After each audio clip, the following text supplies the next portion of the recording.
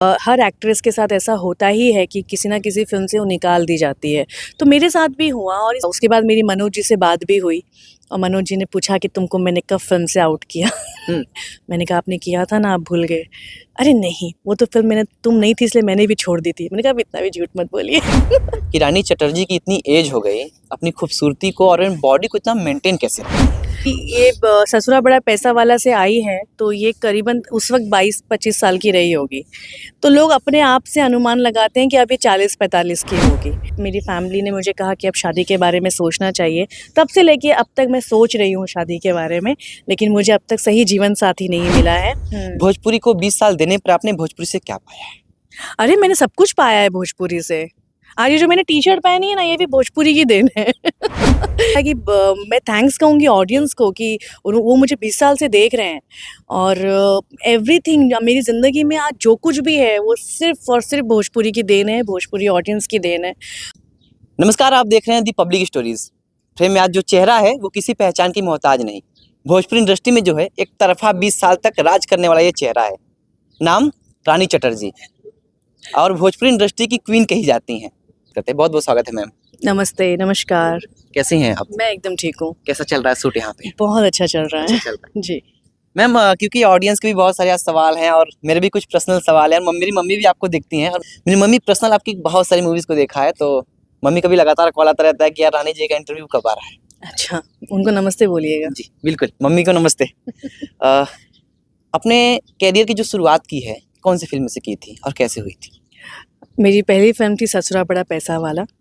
2003 में मैंने शूट किया था और 2004 में वो फ़िल्म रिलीज़ हुई थी और मैं स्कूल गर्ल थी, बहुत कम एज थी मेरी। आई थिंक मैं 10th स्टैंडर्ड में थी तब पढ़ाई कर रही थी और आई थिंक मैंने ये स्टोरी बहुत बार शेयर की है लोगों के साथ, लेकिन आपके चैनल के ज़रिए भी शेयर कर देती हूँ।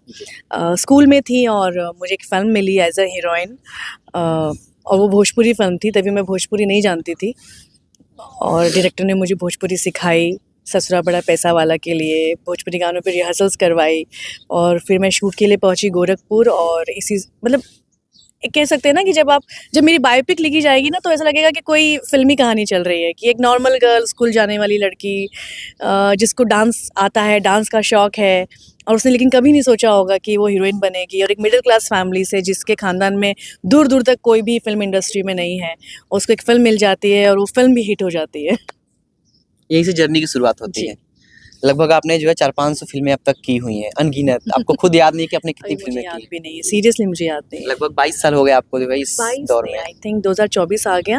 हाँ। 20 साल हो गए। मेरी 20 फिल्म 2004 में रिलीज हुई थी। चार, लगभग 24 तो खत्म है, तो 20-21 साल हो गई आपके इस दौर में। मैम, क्योंकि ऑडियंस के बहुत सारे हमारे पास आज सवाल हैं। सबसे पहला ऑडियंस का सवाल यही था कि रानी चटर्जी की इतनी एज हो गई, अपनी खूबसूरती को और बॉडी को इतना मेंटेन कैसे रखती हैं? एक्चुअली देखिए, ये एक लोगों को लगता है ना कि ये ससुरा बड़ा पैसा वाला से आई है, तो ये करीबन उस वक्त 22-25 साल की रही होगी। तो लोग अपने आप से अनुमान लगाते हैं कि अब ये 40-45 की होगी और गूगल महाशय जो हैं वो मेरे बारे में इतने साफ शब्दों में लिख के रखा है उन्होंने। 35 बताया है आपको गूगल में। नहीं, ये रियल विकिपीडिया है, लेकिन जैसे ही आप सर्च करेंगे ना तो नकली वाला विकिपीडिया आता है और वो बताता है कि मैं 44 इयर्स की हूँ। इसलिए लोग मुझसे सवाल करते हैं कि इतनी एज में आप मेंटेन कैसे? मैं जिस एज की हूँ उस एज की ही लग रही हूँ एक्चुअली, मुझे लगता है। और मेरी माँ अभी 52 साल की हैं, तो मैं 45 साल की कैसे हो सकती हूँ? लेकिन फिर भी मैं मेंटेन करती हूँ अपना स्किन केयर रूटीन करती हूँ, हेल्थ पर ध्यान देती हूँ, मैं एवरीडे वर्कआउट करती हूँ।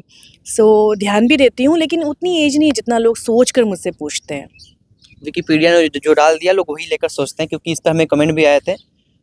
मैम, आपने जो है अब तक शादी क्यों नहीं किया? शुरू में इसको सवाल को रखते हैं, क्योंकि जो है एज भी आपकी निकलती जा रही है। अब 35 की तो है ना एज आपकी। शादी कब कर रही हैं? राइट नाउ ऐसा कभी है नहीं कि शादी क्यों नहीं किया।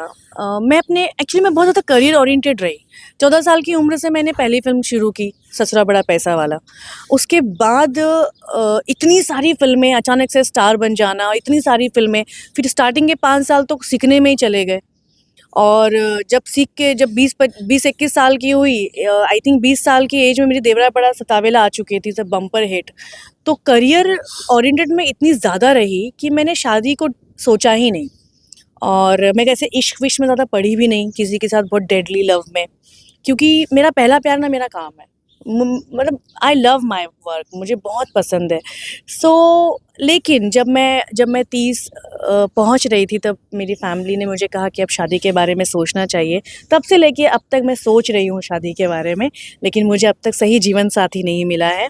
लड़के आते रहते हैं लाइफ में, बातचीत होती है, लेकिन अ, मुझे लगता है कि लड़कों को मैं शायद समझ में नहीं आती। सो आई थिंक अब तक कोई भी कहानी आगे नहीं बढ़ी है। आप अभी बता रहे थे कि जो है भोजपुरी से हमारा दूर दूर तक थैंक का गॉड कोई आपने वास्ता ये नहीं। नहीं पूछा कि आप समझ में क्यों नहीं आती लड़कों को। शुक्रिया। क्योंकि मैं उसको बता नहीं पाती। आपने अभी बताया कि जो है भोजपुरी इंडस्ट्री से दूर दूर तक वास्ता नहीं था हमारा शुरू में जब आप आई थी। हाँ इस जी। लाइन में लाने वाला कौन है भोजपुरी इंडस्ट्री? मैं ना जहाँ रहती थी वहाँ पे ना एक दो लोग थे फिल्म इंडस्ट्री के प्रोडक्शन कंट्रोलर। तो मैं बहुत बदमाश बच्ची थी बचपन में। बचपन में? बचपन में बचपन में बच्चे बदमाश वैसे भी होते हैं, हाँ, हम भी थे। स्कूल में मैं डांस वांस करती, आईने में देख के डांस वांस। तो मुझे बड़ा शौक था हीरो हीरोइनों से मिलने का। और मैं उस टाइम पे बहुत बड़ी फ़ैन थी ऋतिक रोशन की, उसकी फ़िल्म आई थी कहो ना प्यार है। कहो ना प्यार। सो मैं अपने अंकल को बोलती कि मुझे शूटिंग पे ले जाइए, शूटिंग पे ले जाइए। तो मैंने 1-2 शूटिंग्स भी देखने गई थी अपने अंकल के साथ। फिर वहाँ मुझे मिले के गोस्वामी जी। और जब मैं एक सेट पे गई थी ना, तो मुझे वहाँ किसी ने बोला मेरी मम्मी से कि ये एक्टिंग करती है? तो कहा नहीं। और मैं बहुत छोटी भी थी, आई थिंक मैं 12-13 साल की थी उस टाइम पे। तो कहा ये करेगी, इसको एक्टिंग करवाएंगे तो कहा क्यों नहीं। तो उन्होंने मुझे एक सीरियल के लिए बुलाया। ईटीवी पे एक सीरियल था 24 पाली हिल। उसमें एक एपिसोड था एक बच्ची के ऊपर। और मैं बचपन से ही ना कभी बच्ची नहीं लगी, क्योंकि मैं हाइटेड थी, हेल्दी थी। सो वहाँ मुझे मिले के गोस्वामी जी, ये काफ़ी पॉपुलर एक्टर हैं, आप लोग की भी कभी ना कभी मुलाकात हुई होगी। तो उनका नंबर लिया, उनका एक शो आता था विकराल गबराल। सो उनको कॉल करती, उनके सेट पे जाती, शूटिंग देखती। उन्होंने फिर अजय सिन्हा जी से कहा कि एक लड़की है और वो उसको ना कोई सहेली का रोल करवा दीजिए, बहुत क्यूट दिखती है। और जब अजय सिन्हा जी मुझे मिले तो उन्होंने मुझे एज अ हीरोइन कास्ट कर लिया ससुरा बड़ा पैसा वाला में। वहीं से आपने जो है 20 साल तक भोजपुरी इंडस्ट्री में राज किया। ये 20 साल की जो जर्नी है अभी तक, क्योंकि आज भी जो है फैन फॉलोइंग आपकी कम नहीं है। जहाँ लोग देखते रानी चटर्जी को, कहीं अगर ऊपर चढ़ के सिर्फ शूटिंग हो रहा है तो नीचे से जो एकदम पूरा इतना भीड़ लग जाता है। हमने यहाँ पे भी शूटिंग चल रहा है, वहाँ पे भी देखा है कि आपकी फॉलोइंग बहुत ज़्यादा है। तो ये जो 20 साल का दौर रहा आपका, 20 साल में लोग कहते हैं कि जो है आप भोजपुरी की क्वीन भी हैं और भोजपुरी पर एक तरफा राज करने वाली अब क्वीन मुझे है। लगता है कि मैं अकेली एक हूँ जो 20 साल से कंटिन्यू हूँ। हाँ, जी। इसलिए बोल रहे हैं ना कि 20 साल तक एक तरफा राज करने वाला चेहरा है ये। और एक तरफा 20 साल तक राज करने के बाद ही आपको लोग कहते हैं कि जो भोजपुरी की क्वीन है ये। तो ये जो 20 साल का आपका दौर रहा, इसका एक्सपीरियंस कैसा रहा आपको? बहुत अच्छा एक्सपीरियंस रहा मेरे लिए। तो एक अलग ही दुनिया थी ये। एक स्कूल से एक मिडिल क्लास फैमिली की लड़की अचानक से फिल्म इंडस्ट्री में आई। Designers, makeup man, lights, camera, इतनी अटेंशन। और चूँकि एक बहुत कम एज में मेरे लिए बहुत अच्छा ये रहा कि मैं बहुत कम एज में आई। तो कम एज में आने का अच्छा ये रहा कि मैंने हर चीज़ सीखी यहाँ पे।